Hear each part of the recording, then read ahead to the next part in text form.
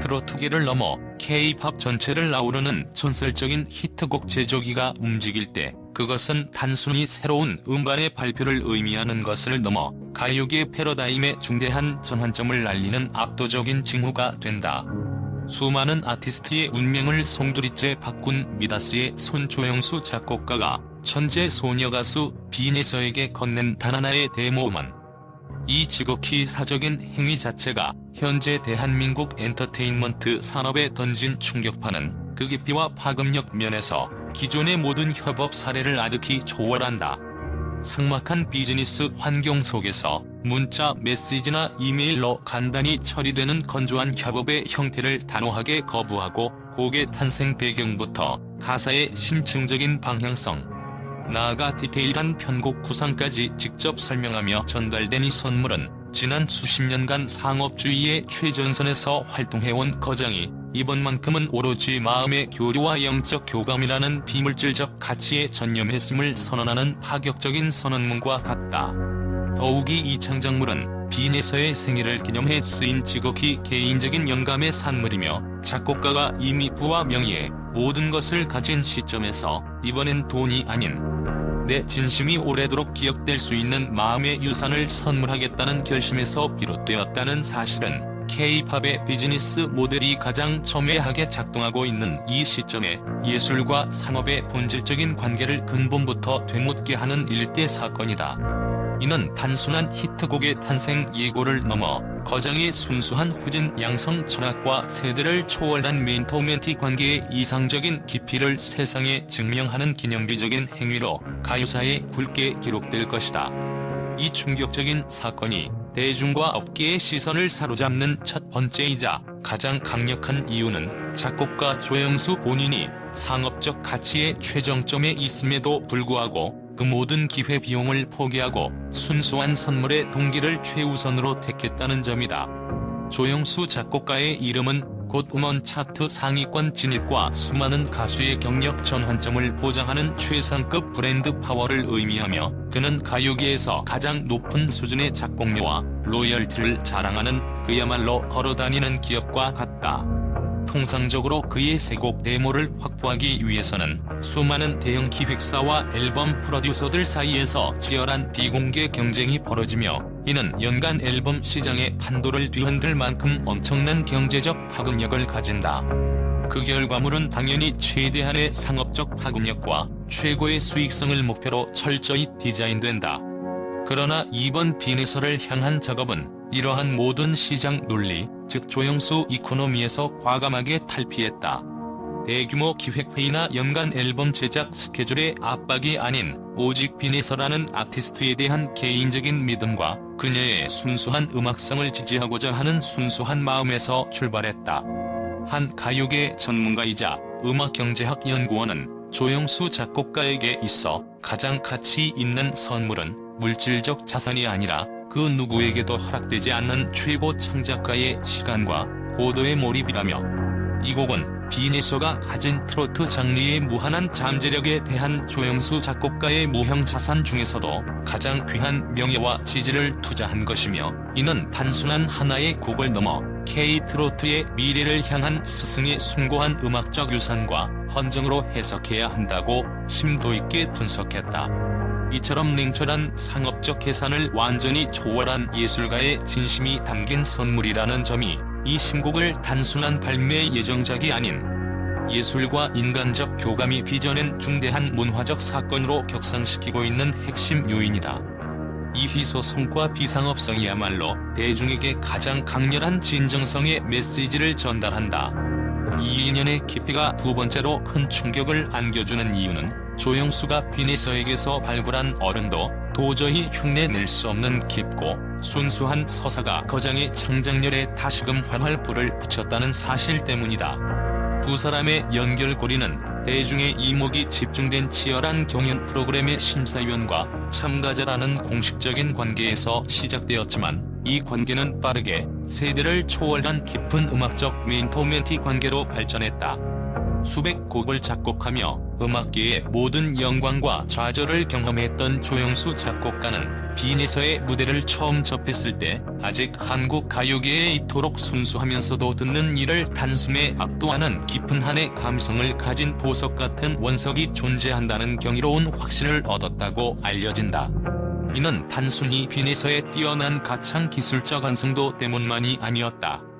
조 작곡가는 그녀의 작은 체구에서 폭발적으로 뿜어져 나오는 노래 속에 자리 잡은 할머니의 따뜻한 보살핌 속에서 자라난 성장 배경, 힘든 환경 속에서도 굴하지 않은 끈질긴 음악적 도전, 그리고 어린 나이임에도 불구하고 어른을 공경하고 대중에게 감사하는 이에 바른 태도 등 빈에서라는 인간 자체의 정교한 이야기에 깊이 매료되었다.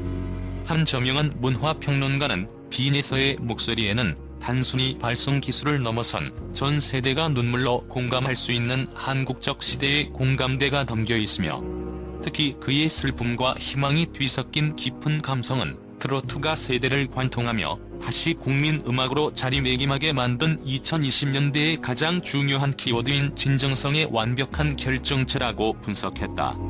즉, 이 특별한 고관 조영수라는 거장이 자신의 창작 인생에서 다시금 가장 순수하고 강력한 영감을 준 뮤지에게 바치는 예술적 헌사이며, 그 진정성 깊은 인간적 서사가 거장의 펜을 움직여 새로운 음악적 장을 열게 했다는 사실 자체가 한국 음악계에 커다란 울림과 희망의 메시지를 던지고 있다. 이번 신곡에 불러일으키는 세 번째 충격은 기존의 정통 트로트 기보를 따르는 대신 감성 팝 트로트라는 혁신적인 하이브리드 장르의 개척을 명확히 예고하고 있다는 점이다. 앞서 빈에서에게 곡을 선물했거나 함께 작업했던 트로트 거장들의 작품이 주로 정통 트로트의 미래와 계승을 강조하는 방향이었다면, 조영수 작곡가의 이번 작업은 빈에서가 현재 가장 빛을 발하는 음악적 스타일, 즉 발라드의 섬세한 표현력, 트로트의 깊은 한국적 정서, 그리고 팝의 세련미가 정교하게 혼재된 믹스 앤 매치 스타일에 정확히 초점을 맞추고 있다. 이러한 장르적 융합은 트로트 장르의 외연 확대를 가속화하고, 특히 멜로디에 익숙하지만 트로트 정서에 낯선 젊은 세대의 리스너들을 대거 유입시킬 결정적인 분기점으로 평가된다. 실제로 최근 3년간 국내 주요 음원 플랫폼의 데이터 분석 결과 트로트 팝 크로스오버 장르의 스트리밍 점유율은 전통 트로트 대비 연평균 18%에 육박하는 놀라운 증가세를 보이며, 대중이 이미 새로운 감각으로 재해석된 트로트 사운드에 얼마나 폭발적으로 열광하는지를 입증하고 있다. 조영수 작곡가는 바로 이 폭발적인 시장의 흐름과 빈에서라는 독보적인 아티스트의 정체성을 결합하여 그녀의 청소년적 감성, 현재 진행형의 성장 서사, 그리고 무궁무진한 미래 가능성을 모두 아우를 수 있는 맞춤형 장르를 제안했다. 이 감성 팝 트로트는 정통 트로트가 가진 한국인의 심금을 울리는 깊은 울림과 정서는 유지하되 세련된 R&B 스타일의 편곡, 현대적인 신시사이저 사운드, 그리고 팝 음악 특유의 다이내믹한 멜로디 라인을 접목시켜 전 연령층을 폭넓게 포용할 수 있는 새로운 K-트로트의 완성도 높은 청사진을 제시하는 것이다. 이 하이브리드 장르의 혁신은 단순히 악기 구성을 바꾸는 수준을 넘어선다. 이는 트로트의 핵심 정서인안을 현대적인 멜랑콜리 감성으로 재해석하는 음악적 시도이다. 조영수 작곡가의 의도는 빈에서가 가진 청아하면서도 호소력 짙은 보컬 톤을 극대화하는 데 있다. 구체적으로 살펴보면 이 곡은 기존 트로트에서 주를 이루던 뽕짝 리듬 대신 팝과 R&B에서 흔히 사용되는 싱코페이션이 가미된 미디엄 템포의 리듬을 채택할 가능성이 높다. 여기에 깊고 잔잔한 를 활용하여 사운드적으로는 K-팝 발라드의 미니멀리즘을 따르되, 멜로디 라인에서는 트로트 특유의 꺾기와 꺾어 올림 기법을 빈에서만의 스타일로 세련되게 변형시켜 배치할 것으로 예상된다. 음악 평론가들은 조영수가 빈에서에게서 발견한 자기만의 이야기를 극대화하기 위해 곡의 후렴구는 전통적인 트로트의 폭발적인 고음 대신 극적인 감정의 고조를 느낄 수 있는 다이내믹한 멜로디 전개를 선택했을 가능성이 높다고 입을 모은다. 이를 통해 이 곡은 트로트라는 장르가 고령층의 전유물이라는 인식을 깨고 음악적 깊이와 완성도를 갖춘 장르 파괴형 명곡으로서 젊은 리스너들의 플레이리스트에 자연스럽게 스며들게 하는 결정적인 역할을 수행하게 될 것이다. 이는 게이트로트의 지속 가능한 미래를 담보하는 가장 중요한 음악적 진화로 평가된다. 네 번째로 놀라운 세부 정보이자 이 사건의 감동적인 핵심은 가사조차 미완성된 데모를 받은 빈에서의 반응이 단순한 감사를 넘어 영혼이 공명하는 예술적 교감 수준이었다는 사실이다. 이 데모는 최종 믹싱이 완료된 상품이 아닌 오직 멜로디의 뼈대와 작곡가의 의도를 전달하는 최소한의 스케치 버전이었다. 소속사 관계자의 전언에 따르면 빈에서는 단순한 피아노 코드와 가이드 보컬만으로 이루어진 이 순수 대초의 음원을 받자마자 반복해서 들었으며 금이완성의 상태에서 깊이 감동하여 눈물을 글썽였다고 한다. 전문 작곡가들이 입을 모아 말하듯 데모 버전에는 작곡가의 가장 원초적이고 필터링되지 않은 감정의 덩어리가 담겨있다. 빈에서는 바로 이 원시적인 소리 속에서 스승인 조영수 작곡가가 자신의 음악적 여정을 위해 얼마나 오랫동안 고민하고 사색했는지를 감각적으로 읽어낸 것이다.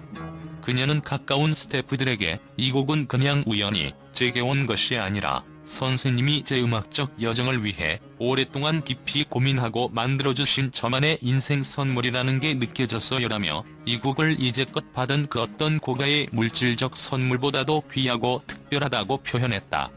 이는 빈에서가 조영수 작곡가가 담아낸 창작 의도와 그 비하인드 스토리, 즉 단순한 앨범 수록곡 프로젝트가 아닌 자신의 인생에 대한 깊은 기록과 헌정을 본능적으로 깊이 이해하고 있음을 시사한다. 음악 심리학 전문가들은 이러한 현상을 비어있는 캔버스 효과라 칭한다. 완벽하게 채워진 상품보다 핵심적인 멜로디와 스케치만 존재하는 데모가 오히려 듣는 이의 감정을 투사시키고 효감을 극대화한다는 것이다. 한 작곡가는 예술가가 누군가에게 자신의 가장 깊은 영감을 담아 곡을 선물한다는 것은 영혼을 내어주는 행위와 같다며 그 진심을 받는 사람이 이렇게 완벽하게 읽어내고 반응했다는 것은 두 아티스트 사이의 인간적, 음악적으로 이견 없는 완벽한 교감이 형성되었음을 의미하며 이 공감의 폭발적인 힘이 바로 대중에게 전해질 노래의 가장 강력하고 설득력 있는 무기가 될 것이라고 강조했다. 이처럼 데모 단계에서부터 아티스트의 감성을 완전히 장악하고 영혼을 사로잡은 곡은 발매 후 대중의 심장까지 가장 깊숙이 관통할 가능성이 높다는 것이 음악업계의 오랜 정설이며 이는 빈에서가 이 곡을 해석하고 소화해낼 역량을 이미 갖추었음을 방증한다. 그녀의 눈물은 단순한 감격이 아닌 이거대한 음악적 바통을 이어받아 다음 세대로 전달하겠다는 예술가적 사명감의 발현이었다고 해석된다. 마지막으로 이번 사건이 주목받는 가장 거대하고 사회적인 이유는 팬들이 이미 이 노래를 빈에서와 함께 만들어가는 공동 성장 서사의 가장 중요한 일부로 받아들이고 있다는 집단적이고 열렬한 현상 때문이다.